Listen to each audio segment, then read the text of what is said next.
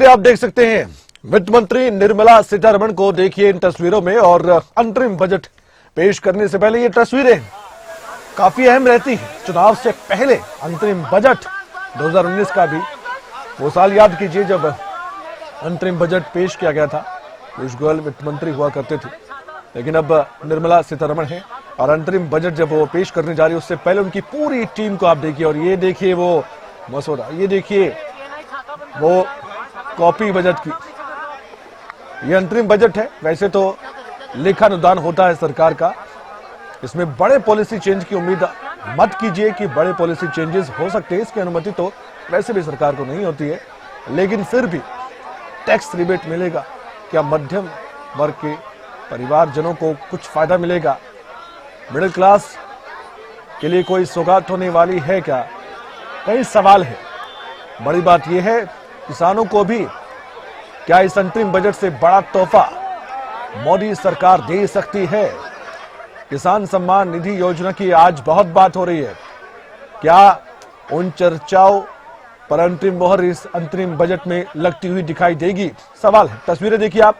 अब यहां से आगे जाती हुई वित्त मंत्री, और अब औपचारिक तौर पर कैबिनेट में अंतरिम ये बजट रखा जाएगा। उसके बाद 11 बजे का समय अंतरिम बजट पेश किया जाएगा। और ये तस्वीरें काफी खास है। ये तस्वीरें आप बार बार देखेंगे क्योंकि इसी अंतरिम बजट का आज इंतजार है कि इस अंतरिम बजट में क्या क्या एनडीए सरकार, मोदी सरकार ने रखा होगा जो लोगों को आकर्षित भी करने वाला है। क्या ये चुनावी बजट भी हो सकता है या फिर कोई बड़ी घोषणा इसमें नहीं देखने को मिलेगी? क्योंकि वित्त मंत्री निर्मला सीतारमण पहले ही संकेत दे चुकी हैं कि आप अगर बहुत बड़ी घोषणाओं की उम्मीद कर रहे हैं तो इस अंतरिम बजट में वो नहीं होने वाला। बड़े पॉलिसी चेंजेस सरकार नहीं कर सकती है क्योंकि अंतरिम बजट है। अभी सरकारी खर्च चलाना है जब तक अगली सरकार नहीं आती है। उसके बाद आप जानते हैं कि अप्रैल मई में चुनाव भी है, उसके बाद पूर्ण बजट आता है, अगली सरकार पूर्ण बजट लाती है। लेकिन फिलहाल चुनाव से पहले हर बार यह अंतरिम बजट भी चर्चा का विषय बना रहता है, इसलिए हम इस पर चर्चा भी कर रहे हैं। हमारे साथ मेहमान भी लगातार जुड़े हुए हैं, उनसे भी हम चर्चा कर रहे हैं, उनसे हम बाद में बातचीत करेंगे। लेकिन फिलहाल ये तस्वीरें आप देखते रहिए। क्या क्या उम्मीदें हैं अंतरिम बजट से? किसान सम्मान निधि की रकम 6,000 से 8,000 रुपए क्या हो सकती है? बड़ा सवाल। राष्ट्रपति से मिलने जा रही है वित्त मंत्री निर्मला सीतारमण। 11 बजे अंतरिम बजट पेश होगा, जैसे कि हमने आपको जानकारी पहले भी दी है। और इसके साथ ही एक और बड़ी बात आपके सामने रखना चाहते हैं, वो ये कि फोटो सेशन के बाद राष्ट्रपति से मुलाकात होगी, फिर अपनी कैबिनेट, अपने मंत्रिमंडल के बीच भी निर्मला सीतारमण औपचारिक तौर पर अंतरिम बजट रखेंगे। उसके बाद मंत्रिमंडल की मोहर लगेगी और फिर सदन में अंतरिम बजट पेश किया जाएगा। 3 बड़ी घोषणाओं की उम्मीद है इस बार। और तस्वीर आप देखिए, लगातार तस्वीर हम दिखा रहे हैं। दिल्ली में हल्की बूंदाबांदी भी हो रही है, आप देख सकते हैं। लेकिन हल्की बूंदाबांदी, बरसात के बीच क्या कोई घोषणा ऐसी होगी जो राहत देगी आम लोगों को? बड़ा सवाल है। आज 11 बजे पेश होगा देश का अंतरिम बजट, जिसका इंतजार देश कर भी रहा है। इसके अलावा चुनावी साल है, तो उसकी वजह से अंतरिम बजट से ज्यादा उम्मीदें कई बार लोग लगाते हैं कि इस बार अंतरिम बजट में खास क्या होने वाला है। मोदी सरकार 2.0 का आखिरी अंतरिम बजट है ये, और इसके बाद अगली सरकार आएगी। वित्त मंत्री अपने कार्यकाल का 6ठा बजट पेश करने जा रही हैं। वित्त मंत्री निर्मला सीतारमण की हम बात कर रहे हैं। 5 पूर्ण बजट और 1 अंतरिम बजट, कुल मिलाकर 6 बजट निर्मला सीतारमण के हाथों ये बजट पेश आज फिर से होने जा रहा है। बड़ी बड़ी घोषणाएं हमने पहले देखी हैं, लेकिन अंतरिम बजट में किसानों के लिए कुछ ना कुछ बड़ा हो सकता है। जिस किसान सम्मान निधि की हम बात कर रहे हैं, तो किसान उम्मीद लगाए बैठे हैं कि इसे बढ़ाएगी सरकार, और ऐसी चर्चाएं भी चल रही है। 2-2 हजार रुपए की 3 किस्तें एक साल में दी जाती हैं। आप जानते हैं बजट में महिला किसानों के लिए ये राशि सालाना 6,000 रुपए से बढ़ाकर हो सकता है 12,000 रुपए कर दी जाए। ये चर्चाएं हैं, लेकिन अंतिम मुहूर्त तो बजट में ही लग चुकी होगी।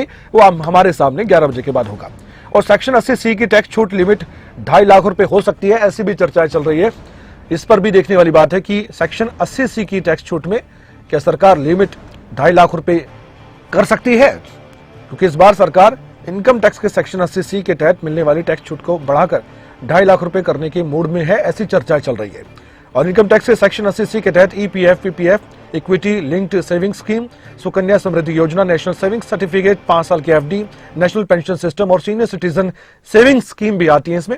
और ये तस्वीर आप देखिए, बार बार ये तस्वीरें हम आपको दिखा रहे हैं ताकि आप फोटो सेशन को देख सकें। ये फोटो सेशन होता है बजट पेश होने से पहले, और ये पूरी टीम वित्त मंत्री निर्मला सीतारमण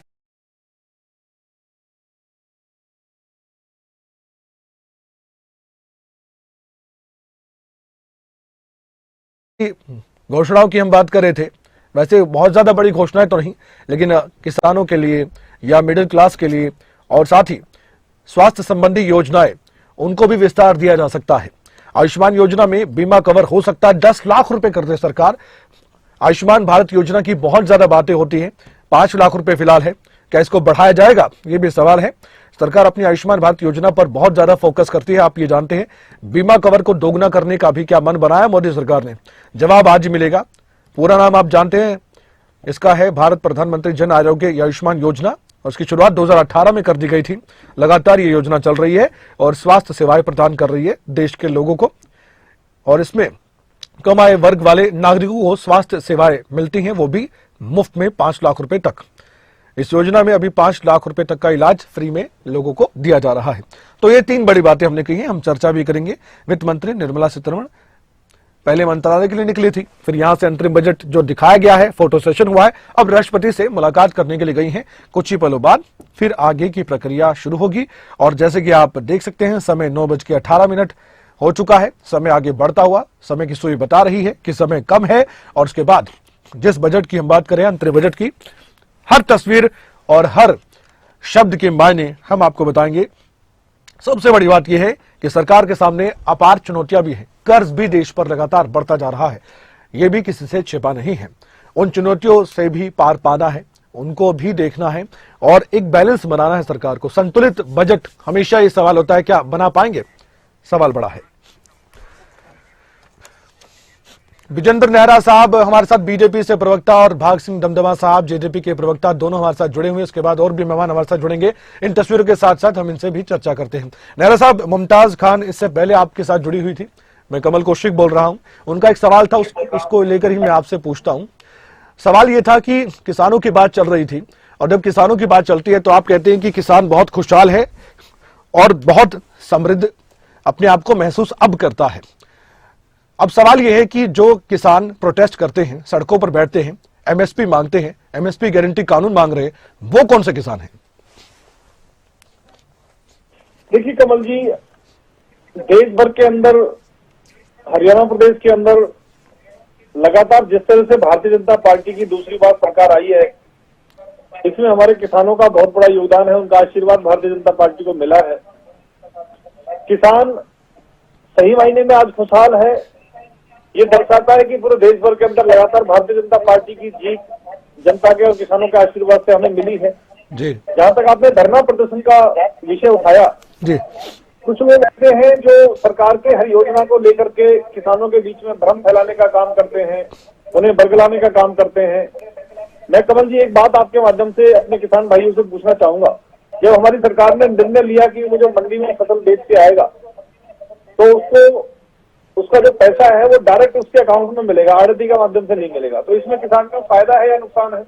इस विषय के ऊपर भी किसान को ये कह के भड़काया गया कि ये आपके नुकसान की चीज है, जबकि आज किसान मंडी में फसल बेच के आता, 72 घंटे के अंदर उसके अकाउंट में उसकी पेमेंट पहुंच जाती है। पहले एक महीने उसको पेमेंट नहीं मिलती थी। इस तरह से जो भी किसान के लिए जो कानून भी अगर आए थे, मैं आज भी कहता हूँ वो कानून किसान के हित में थे, क्योंकि किसान के पास उस समय दोनों ऑप्शन थे कि वो मंडी में अपनी फसल को बेचे या फिर मंडी से बाहर अपनी फसल को बेचे, वो उसके पास ऑप्शन था। आज भी आप मुझे बताइए, हरियाणा सरकार एक ऐसी अकेली सरकार है जो 14 फसलों को MSP पे खरीदती है। चाहे देश की कोई भी सरकार हो, 1 या 2 फसलों को MSP पे खरीदती है। आज मैं आपसे एक सवाल करना चाहता हूँ, मैं गाँव का रहने वाला हूँ, मैं भी खेती करता हूँ, धान बोता हूँ। आज 11-21 और बासमती की किस्म 15-09, 17-18 या मुच्छर आदि जो धान है, ये तो पहले भी एमएसपी पे नहीं जाते थे, आज भी एमएसपी पे नहीं जाते। जो परवल धान है वो एमएसपी पे मंडी में बिकता है। तो जो बासमती की किस्म है वो तो आज भी मंडी से बाहर बिक रहा है, पहले जो मंडी से बाहर बिकता था वो आज भी, मैं अगर आपसे बात करूं तो 11-21 धान और बासमती की जो किस्म है वो लगभग 4000 से 5000 के आसपास बिकती है मंडी से बाहर। और जो हमारा नॉर्मल जो हमारा परमल जो धान है वो हमारा 2200-2300 के आसपास बिकता है मंडी के अंदर एमएसपी पे। तो किसान को फायदा मंडी से बाहर अपनी फसल को बेचने में है। लेकिन इन लोगों ने किसान के दिमाग में एक भ्रम फैला दिया कि भाई ये किसान के नुकसान की चीज है। तो ये कहीं ना कहीं जो अधिकतर जो हमारे जो साथी थे, वो संगठनों के जो मुखिया थे, वो कहीं ना कहीं उनकी बातों को लेके, क्योंकि बहुत सारे लोग आरटी का काम करते हैं जिनको कमीशन मिलता है किसान की फसल के ऊपर, वो नहीं चाहते उनका नुकसान हो। ठीक है सर। लेकिन फिर भी माननीय प्रधानमंत्री नरेंद्र मोदी जी ने देश की भावनाओं को ध्यान में रखते हुए वो एक कदम था जो जिसको माना। लेकिन इसके अलावा अगर मैं बजट की बात करूं कमल जी, देश के इतिहास में हमारी सरकार ने जो काम किया है, वित्त मंत्री श्रीमती निर्मला सीतारमण जी ने जो देश का 9वां बजट पेश किया था 2023 के अंदर, आज 7 लाख रुपए तक की सालाना जो आय है उस पर कोई टैक्स नहीं लगता। जबकि 2014 में जो हमारी सरकार आई थी कमल जी, 5 लाख रुपए सालाना कमाने वाला व्यक्ति भी 30,000 रुपए इनकम टैक्स के रूप में देता था। हाँ। इतनी आमदनी भी कहाँ हुआ करती थी पहले? वो भी लोक कल्याणकारी होगा। इससे पहले भी जो बजट भारत सरकार ने पेश किए वो लोक कल्याणकारी पेश किए हैं। किसानों के ऊपर, महिलाओं के ऊपर, ये भी आपके पक्ष में ही बात है कि उस दौरान लोगों की इतनी आमदनी कहाँ हुआ करती थी? 2014 में पैसे की वैल्यू क्या थी, आज रुपए की वैल्यू क्या है? ये भी तो कंपेयर कीजिए आप, इसकी भी तुलना कीजिए। मैं इसी अनुपात में अगर आपको बताऊं कमल जी कि 2014 में जो हमारी सरकार आई थी, 7 साल के शासन के बाद कांग्रेस बजट पेश कर पाई 16 लाख करोड़ रुपए का। हमारी सरकार ने बढ़ाकर उसको पहुंचा दिया लगभग 45 लाख करोड़ रुपए का जी। तो आप ये देखिए कि हमारी सरकार ने कितनी बढ़ोतरी पेश की है। मैं फरीदाबाद जिले का रहने वाला हूँ। यहाँ पे दूधला गांव में 1000 करोड़ रुपए की लागत से श्री विश्वकर्मा कौशल विश्वविद्यालय जो भारत सरकार की तरफ से बना है जी, जहाँ पे लगभग 20,000 बेरोजगार युवाओं को हर साल रोजगार मिलेगा। ऐसी स्किल डेवलपमेंट यूनिवर्सिटी पूरे देश भर के अंदर भारत सरकार ने खोलने का काम किया है। आज दिल्ली वडोदरा मुंबई एक्सप्रेस वे अकेला 1 लाख करोड़ रुपए की लागत से बनके अभी तैयार हुआ है। थोड़ा काम उसका बचा हुआ है, ज्यादातर फेज उसके चालू हो चुके हैं। पूरी दुनिया का सबसे बड़ा एक्सप्रेस वे 1387 किलोमीटर उसकी लंबाई है। और ऐसा एक एक्सप्रेस वे नहीं, केएमपी, केजीपी, पता नहीं 100 से ज्यादा एक्सप्रेस वे हमारी सरकार ने तैयार किए हैं जी। कमल जी, चाहे सड़क हो, सीवर हो, बिजली हो, पानी हो, शिक्षा हो, स्वास्थ्य हो, सुरक्षा हो, ठीक है, हर विषय के अंदर भाजपा सरकार ने काम किया। ठीक है, एक एक करके इन पर हम चर्चा भी करेंगे। अभी समय काफी है क्योंकि अंतरिम बजट पेश होने में लगभग 1.5 घंटे का समय बाकी है। एक बार फिर से वो तस्वीरें हम आपको दिखाते हैं। वित्त मंत्री निर्मला सीतारमण जो अपनी टीम के साथ फोटो सेशन करवा रही थी। वित्त मंत्रालय से निकल चुकी हैं वित्त मंत्री निर्मला सीतारमण और वित्त राज्य मंत्री पंकज चौधरी उनके साथ तस्वीरों में आपको दिख रहे होंगे। पूरी बजट टीम के साथ फोटो शेयर करवाया गया, फोटो सेशन करवाया गया है। और उसके बाद वित्त मंत्री राष्ट्रपति भवन के लिए निकली थी और राष्ट्रपति से मंजूरी लेने के बाद संसद वो पहुंचेंगे और फिर अंतरिम बजट पेश करेंगे। भाग सिंह दमदमा जी भी हमारे साथ जुड़े हुए हैं, जेजेपी के प्रवक्ता हैं। भाग सिंह दमदमा जी, हरियाणा में तो गठबंधन में आप अब एनडीए का हिस्सा भी आप बन चुके हैं, तो एनडीए का घटक दल होने के नाते मैं आपसे ये जानना चाहता हूं कि आपको भी अब सरकार से इतनी तो उम्मीद होगी कि आने वाले वक्त में जनता और भी ज्यादा सरकार के कसीदे तो पढ़ सके। अंतरिम बजट में हालांकि बड़े पॉलिसी चेंज की कोई भी गुंजाइश या उम्मीद नहीं होनी चाहिए क्योंकि ये पूर्ण बजट नहीं है, लेकिन फिर भी लोग चुनाव से पहले ये तो उम्मीद लगाए बैठते हैं कि जाते जाते कोई भी सरकार अगर वापस भी उसको आना है तो कम से कम ये तो करके जाए कि इतना तो भला हो जाए कि आने वाले वक्त के लिए इस सरकार को फिर से चुनने के लिए सोचा जाए।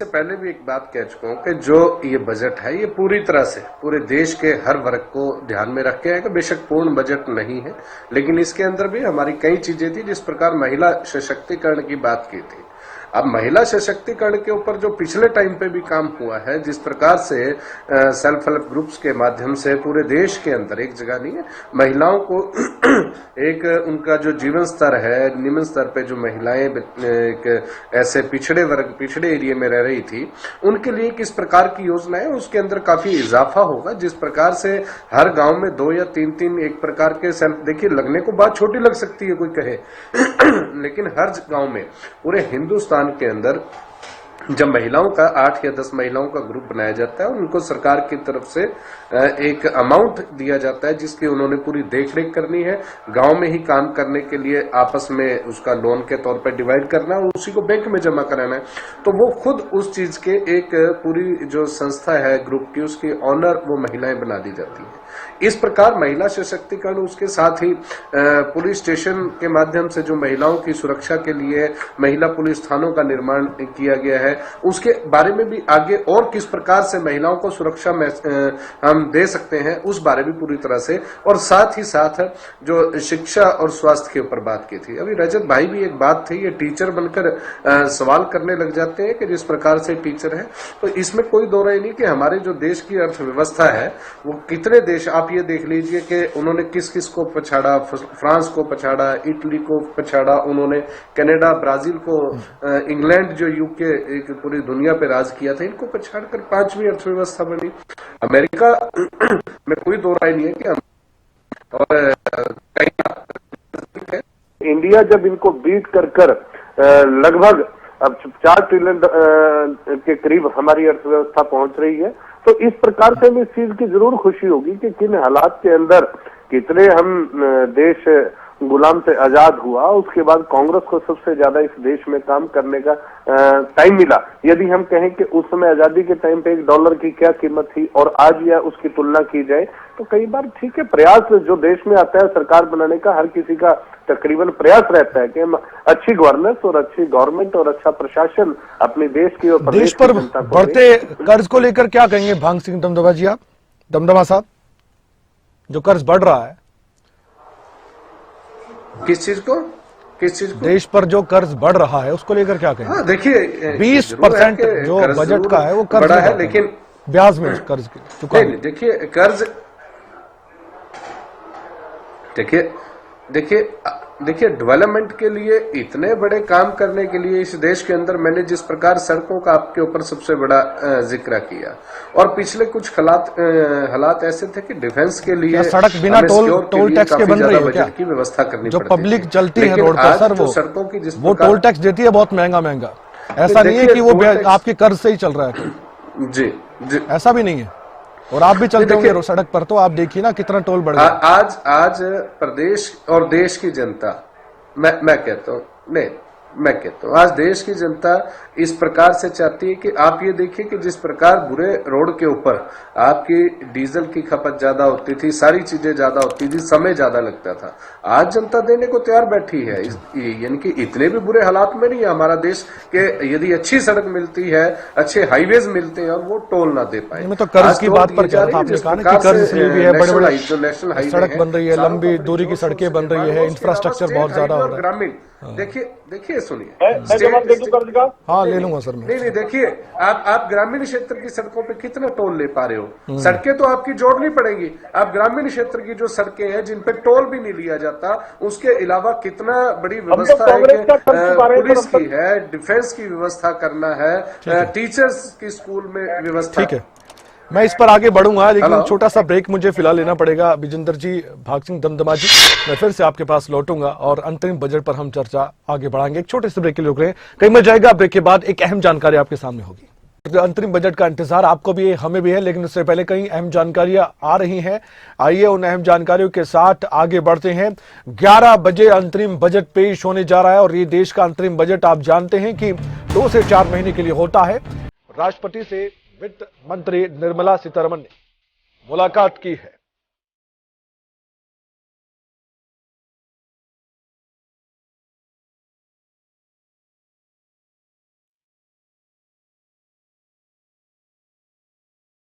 निर्मला सीतारमण ने राष्ट्रपति से बजट की मंजूरी ले ली है। कुछ देर में अब कैबिनेट की बैठक शुरू होगी।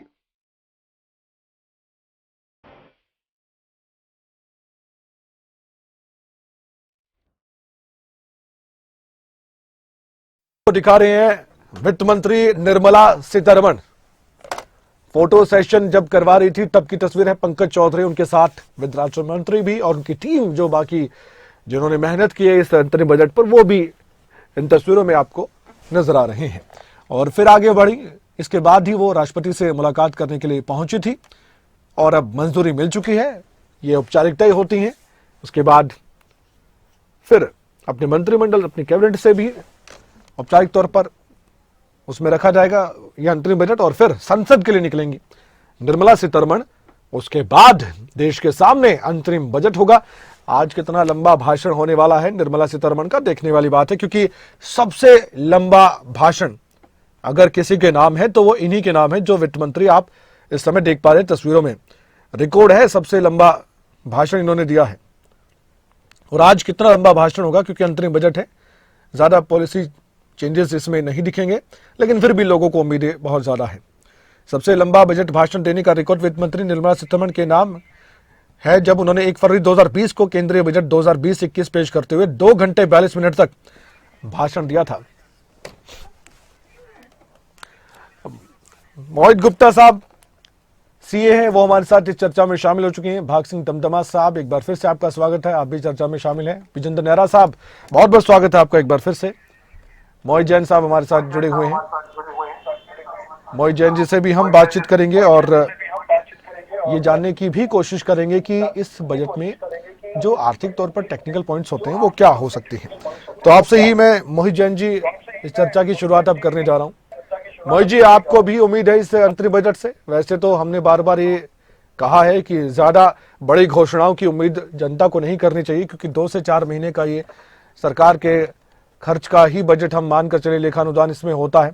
लेकिन फिर भी अभी सरकार के सामने आर्थिक तौर पर चुनौती आपको क्या लगती है? क्योंकि हर बजट में एक अहम सवाल ये भी होता है, बेशक हमें सबको ये उम्मीद होती है सरकार ये भी कर दे वो भी कर दे, लेकिन सरकार को इस बात का भी ध्यान तो रखना होता है कि बैलेंस तरीके से चलना चाहिए हमें।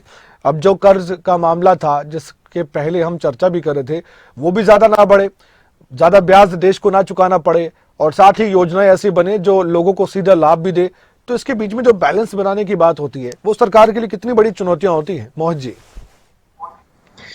बहुत बहुत धन्यवाद कमल जी। आपका क्वेश्चन बड़ा लाजमी, आपका प्रश्न बड़ा लाजमी आज के बजट को देखते हुए। देखिए, सरकार के लिए सबसे बड़ा चुनौती जो आज देखा जाए बजट को लेकर है, सत्ता में वापसी करना। हर कोई जो वर्तमान में सरकार होती है, हर कोई सरकार चाहती है कि चुनाव के बाद मैं सत्ता में वापसी करूं, पुनः अपनी सरकार बनाऊं और फिर पुनः देश के लिए अपना भागीदारी निश्चित करूं। आज वित्त मंत्री जी के लिए सबसे बड़ी चुनौती है, देखा जाए, सभी वर्गों को खुश रखना, क्योंकि चुनाव जब आते हैं तो कहीं ना कहीं सरकार का सबसे बड़ा जो महत्वपूर्ण कदम, जो महत्वपूर्ण सोच होती है, वो चुनाव को मद्देनजर देखते हुए रखी जाती है। और हर सरकार चाहती है कि जो बजट मैं पेश करूं वो सभी वर्गों को पसंद आना चाहिए, लोक लुभावना होना चाहिए। हालांकि ये सच बात है कि बहुत बड़ी महत्वपूर्ण घोषणाएं सरकार आज नहीं कर सकती है, क्योंकि जब अंतरिम बजट संसद के पटल पर पेश किया जाता है तो उसमें सिर्फ आने वाले 3 से 4 महीने तक के खर्च को, आय को, व्यय को रखा जाता है। वो ही बजट खाली 4 महीने तक रहता है और जब फिर चुनाव होने के बाद सरकार का गठन होता है तो पुनः जुलाई के महीने में फिर एक बजट उस जो कार्यकाल के वित्त मंत्री होंगे उनके द्वारा रखा जाएगा। आप 2019 का अंतरिम बजट के बाद में देखें तो माननीय पीयूष गोयल जी जो उस टाइम पे वित्त मंत्री थे, उन्होंने सबसे बड़ी 3 घोषणाएं सभी वर्गों को लुभाने के लिए की थी। जैसे पहला, जो स्लैब रेट इनकम टैक्स का 2.5 लाख रुपए था उसको बढ़ाकर 5 लाख रुपए किया गया था। और पीएम कृषि योजना लाए गए थे जिसमें सारे किसान वर्ग भाइयों को आगे बढ़ाने के लिए, और एक पीएम श्रमदान योजना जिसमें 50 करोड़ युवाओं को रोजगार देने का वादा किया गया था। तो हो सकता है कि आज का जो बजट वित्त मंत्री जी द्वारा जो पेश किया जाएगा वो कहीं ना कहीं सभी वर्गों को, खासकर कृषि और मध्यम वर्गों को देखते हुए संसद के पटल पर पेश किया जाए। जबकि कल का आप जब देखते हैं तो कल जो राष्ट्रपति जी द्वारा अब संसद में अपना चुनावी बजट से बजट मोहित जी, जो एक सवाल है मेरा। अभी एक खबर आई है, अंतरिम बजट से पहले शेयर बाजार फ्लैट खुला है, सेंसेक्स 40 अंक चढ़ा है और ये अंतरिम बजट से पहले भारतीय शेयर बाजार आज जो फ्लैट ओपन हुआ है। सेंसेक्स 28 अंक की गिरावट के साथ 71,723 के स्तर पर जो कारोबार वो कर रहा है। ये थोड़ा समझाएंगे, इसका मतलब क्या होता है, इसके मायने क्या है अंतरिम बजट से पहले? इस जो बाजार गिरा है, खाली शेयर मार्केट खाली भारतीय निवेशकों के अनुसार नहीं चलता है, इसमें पूरा अंतर्राष्ट्रीय स्तर पर इसको मापा जाता है। परंतु जब आप इसको बजट से आज लिंक करते हैं तो इसका कारण सिर्फ ये हो सकता है कि आज जो संसद में जो पटल पर पेश किया जाएगा वो एक अंतरिम बजट होगा, ना कि फाइनल बजट होगा। तो जब अंतरिम बजट होगा तो उसमें संभावनाएं हैं कि घोषणाएं कम होंगी, कहीं ना कहीं जो बहुत ज्यादा एक बड़े सभी व्यापारियों को देखते हुए जो बहुत ज्यादा रियायतें दी जाती है वो शायद कम हो। तो उस चीज को देखते हुए शायद हम ये समझ सकते हैं कि अभी शुरुआत है। अभी जब संसद पर 11 बजे जब वित्त मंत्री जी अपना बजट रखेंगी और जब उसमें घोषणाएं कुछ हो सकती हैं, तो हो सकता है, स्वाभाविक सी बात है कि शेयर बाजार तब उठ भी सकता है। तो इसको हम ये नहीं कह सकते कि आज जब शेयर बाजार खुला तो गिरावट जो महसूस करी गई फ्लैट ही मान सकते हैं, बिल्कुल फ्लैट है। एक निफ्टी में 11 अंक की तेजी है और वहां थोड़ी सी गिरावट है, तो फ्लैट ही कह सकते हैं इसके हम। वही उम्मीदें हैं बाजार को भी ज्यादा अंतरिम बजट से उम्मीदें नहीं है। हाँ, ये मैं आपको जरूर कह सकता हूँ आपके चैनल के माध्यम से कि जब शाम तक होगी तो शेयर बाजार उठेगा बजाय गिरने।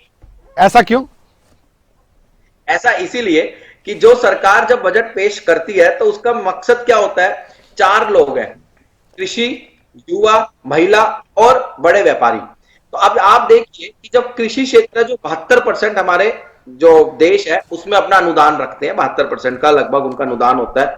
तो और ग्रामीण क्षेत्रों में सबसे ज्यादा वोटिंग होती है। आप पिछले कई आंकड़े उठाएंगे तो बजाय शहरी के ग्रामीण को कंपैरिजन करेंगे तो ग्रामीण क्षेत्रों में सबसे ज्यादा वोटिंग होती है और ग्रामीण क्षेत्र में एक बहुत बड़ा किसान वर्ग निकल कर आता है। तो कहीं ना कहीं मैं यह कह सकता हूं कि सरकार जो किसान सरकार के लिए अपने बात हर बार कहते रहे हैं कि खाद के पैसे को कम किया जाए, सब्सिडी थोड़ी बढ़ाई जाए और थोड़ी और ज्यादा रियायतें दी जाए, कर्ज माफ किया जाए, आज वो घोषणाएं आज के बजट में देखने को मिल सकती हैं। टैक्स स्लैब को लेकर कोई आपको लगता है कोई उम्मीद करनी चाहिए कि इसमें और राहत दी जा सकती है? 2019 का आपने जिक्र किया, पीयूष गोयल साहब जब वित्त मंत्री हुआ करते थे उन्होंने बहुत बड़ा तोहफा दिया था खासकर मिडिल क्लास को, क्योंकि वो जो इनकम है वो मिडिल क्लास फैमिली या अपर मिडिल क्लास फैमिली के आसपास ही रहती है। देखिए, मैं आपको बताऊं, जो मेरा अपना खुद का मानना है कि 2 रिजाइम आज सरकार लेकर चल रही है सभी जो इनकम टैक्स पेयर है उन्हीं के लिए, करदाताओं के लिए।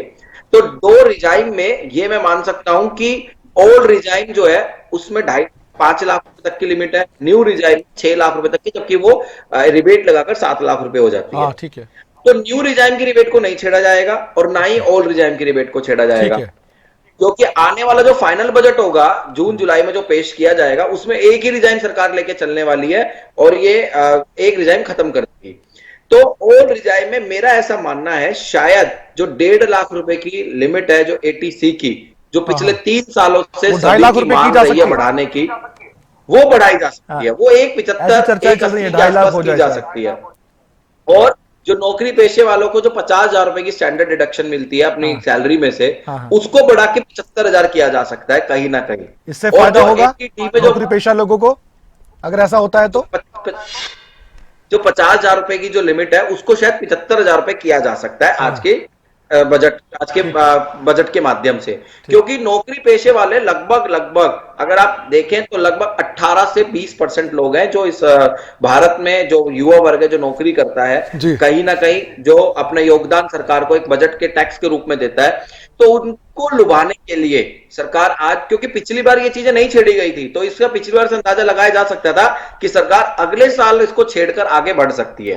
तो इस बार ये हो सकता है। और तीसरा जो मेडिक्लेम में 25,000 रुपए और 50,000 रुपए की जो डिडक्शन है उसको कहीं ना कहीं सरकार कोरोना के बाद नहीं बढ़ाया है। जबकि अगर हम 2020 में देखें जब कोरोना पीरियड रहा था तो ये शायद हम आपके चैनल के माध्यम से मैंने अपनी इस बात को रखा था, जब मैं हर बार आता रहा हूं कि शायद 25,000 से बढ़ाकर इसको 30,000 या 35,000 किया जाए, बट नहीं किया गया था। आज वो देखने को मिल सकता है कि पिछले 3 सालों में जो घोषणाएं नहीं हुई वो हो सकती है। क्योंकि देखिए आज एक मध्यम वर्ग का व्यक्ति क्या चाहता है, मध्यम वर्ग का व्यक्ति ये देखता है कि मुझे क्या फायदा मिला। टेक्निकली उसको कोई मतलब नहीं है कितनी क्या चीज, किस डिपार्टमेंट को, किस मिनिस्ट्री को कितना बजट दिया, क्या दिया, उसके इस बात से कोई मतलब नहीं। उसको ये देखना है कि मेरे को क्या फायदा है। आज मैं 10 लाख रुपए कमा रहा हूं, सरकार को 1.5 लाख रुपए टैक्स दे रहा हूं, तो मेरा टैक्स कितना बचा। तो जब उसको पता लगेगा कि उसका टैक्स 1.5 लाख से 1 लाख या उससे कम रह गया, तो शायद वो सरकार के लिए अगर आगे उसके लिए मतलब एक लोक लुभावना उसके लिए हो सकता है और वो आने वाले चुनाव में अपनी यही तो हम समझाना चाहते हैं हमारे दर्शकों को बहुत साधारण शब्दों में, मोहित जी जैसे आप बता भी रहे हैं कि उनको क्या फायदा और इस बजट से उनके घर का बजट बढ़ेगा या कम होगा, ये अहम बातें हैं और इसलिए हम इस चर्चा को भी आगे लगातार जारी रख रहे हैं। नेहरा साहब भी हमारे साथ जुड़े हुए हैं। नेहरा साहब, अब 4 बातें बहुत अहम कही गई है राष्ट्रपति के अभिभाषण में, हमने सुना, कल भी मैं जब चर्चा कर रहा था तो इसका जिक्र किया मैंने, फिर से मैं चर्चा करना चाहूंगा, उस पर बहुत अहम बातें हैं। एक, यूथ पावर, दूसरा वुमेन पावर, महिला शक्ति, तीसरा किसान और चौथा गरीब। इन चारों को लेकर मैं आपसे कुछ प्रतिक्रिया लेना चाहता हूं। हमारे जरिए हमारे दर्शकों को बताइए कि एनडीए सरकार, मोदी सरकार, इन 4 जो बड़े पॉइंट्स है और ये 4 बहुत अहम वर्ग हैं हमारे देश में, इनको लेकर कैसे आगे बढ़ रही है और इस अंतरिम बजट में भी क्या इनके लिए कोई बड़ी घोषणा देखने को मिल सकती है, क्योंकि हमें संकेत तो मिल रहे हैं। देखिए कमल जी, माननीय प्रधानमंत्री जी ने भी बार बार इस चीज को दोहराया है कि हमारी भारतीय जनता पार्टी की ये सरकार गांव को, गरीब को, किसान को, मजदूर को, महिलाओं को समर्पित है। और मैंने जैसे आपको बताया कि हमारी सरकार ने किसान वर्ग के लिए, महिलाओं के लिए, गरीबों के लिए, सभी के लिए जो बेहतर से बेहतर ये सरकार कर सकती थी वो हमने किया है। कोरोना जैसी महामारी के अंदर भी लगभग 2 लाख करोड़ रुपए प्रधानमंत्री गरीब कल्याण अन्न योजना के माध्यम से सरकार ने जो खर्चा जिसका वहन किया, जो योजना चला करके लोगों को राहत पहुंचाने का काम किया। किसानों के बारे में मैंने आपको विस्तार से अभी जो जानकारी दी थी कि हमारी सरकार ने प्रधानमंत्री किसान सम्मान निधि के तौर पे 6,000 रुपए प्रति किसान वर्ग को जो दिया है, लगभग 3 लाख करोड़ रुपए से ज्यादा की राशि देश भर के 12 करोड़ से अधिक किसानों को उनके अकाउंट में डायरेक्ट जा चुकी है। सबसे सस्ती बिजली हरियाणा प्रदेश के अंदर भी मिलती है कि हमारे किसान को 40 पैसे प्रति यूनिट, तो भारत सरकार भी किसानों को सस्ती बिजली देने का काम करती है। हमारी सरकार में लगभग 99% किसान को फसल की एमएसपी उसके अकाउंट में आती है, जबकि कांग्रेस सरकार में मात्र 6% किसान को एमएसपी मिलती थी। 2014 तक 4.5 लाख किसान आत्महत्या कर चुके थे। हमारी सरकार में किसान आज खुशहाल है। पराली प्रबंधन के लिए, प्रदूषण को कम करने के लिए किसान को जो धान की पराली ना जलाए अनुदान सरकार ने दिया है, उसको 7,000 रुपए प्रति एकड़ के हिसाब से हरियाणा सरकार ने दिया है। 1 लाख एकड़ जमीन ऐसी है आज हरियाणा प्रदेश के अंदर जिसपे आज धान के अलावा जो बाकी हमारी कम पानी की लागत की फसलें हैं उनकी पैदा हुई है। आज इसके साथ साथ मंडियों का जो विस्तार है, पिछले बजट में भी आपने देखा होगा 1 लाख करोड़ रुपए किसान की मंडी को मजबूत करने के लिए सरकार ने अलग से उसको रखा था। आज किसान विश्राम गृह जी मंडी के अंदर। और नेहरा साहब, मैं आपको बीच में रोक रहा हूं क्योंकि समय बहुत कम है और कुछ और ज्यादा पॉइंट्स में रखना चाहता हूं। अभी आईएमएफ के एग्जीक्यूटिव डायरेक्टर हैं कृष्णमूर्ति वेंकट सुब्रमण्यम, अब उनकी तरफ से भी बयान सामने आया है और उन्होंने भी उम्मीद जताई है कि शायद कुछ कदम ऐसे उठाए जाए जो पिछली बार फैसले लिए थे उनको दोहराया जाए या उनको विस्तार दिया जाए, और महिलाओं के लिए कुछ होगा, वो भी कह रहे हैं। ये आईएमएफ के एग्जीक्यूटिव डायरेक्टर हैं नारा साहब। चलिए, इससे पहले मैं आपसे जवाब लूं, अंतरिम बजट की कॉपियां अब संसद भवन पहुंची हैं और 6ठी बार बजट पेश करने जा रही है निर्मला सीतारमण। वो जो कॉपियां पहुंची हैं वो कॉपियां हैं उनके लिए जो सांसद वहां पर मौजूद रहेंगे और वो भी इस अंतरिम बजट को पढ़ पाएंगे। अंतरिम बजट को वैसे तो खासतौर पर पूरा देश वित्त मंत्री की जुबान से शब्द सुनना चाहता है और कॉपियां वहां पर पहुंच चुकी है। तस्वीरें हम आपको दिखा रहे हैं, ये देखिए आप इस कैंटर में ये बजट की, अंतरिम बजट की कॉपियां पहुंची है। तस्वीरें काफी खास, जब बजट पेश होता उससे पहले हर तस्वीर काफी खास होती है, इसलिए हर तस्वीर को दिखाना भी बहुत जरूरी है। और ये जो संसद भवन पहुंची कॉपियां, पूरी तैयारी लगभग हो चुकी है। अब ये मानकर चलिए अभी 9:49 और 50 सेकंड और 9:50 के बाद अब ये मानकर चलिए कि कुल मिलाकर 1 घंटा 10 मिनट ही है। उसके बाद अंतरिम बजट पेश होगा।